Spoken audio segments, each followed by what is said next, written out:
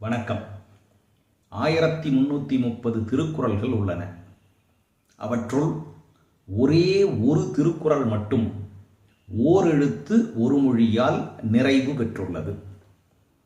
அது எந்த திருக்குறள்?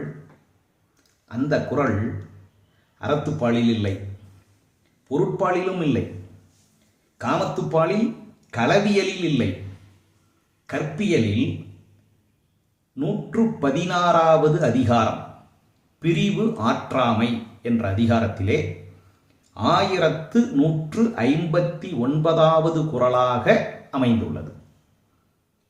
தொடிற் சுடின் அல்லது காம நோய் போல விடில் சுடல் ஆற்றுமோ தீ. தீயின் தன்மை இருக்கக்கூடிய இடத்தை எரிக்கக்கூடியது.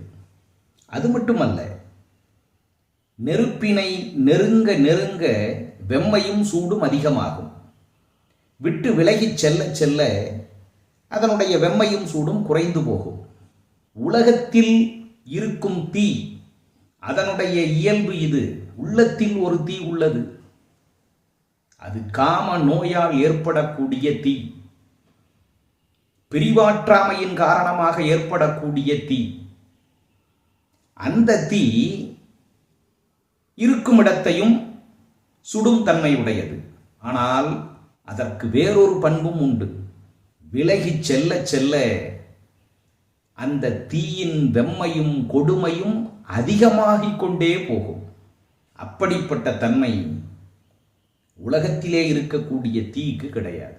தீ என்றாலே தன்னோடு சேர்ந்ததை எரித்து அழிக்கும் தன்மையுடையது.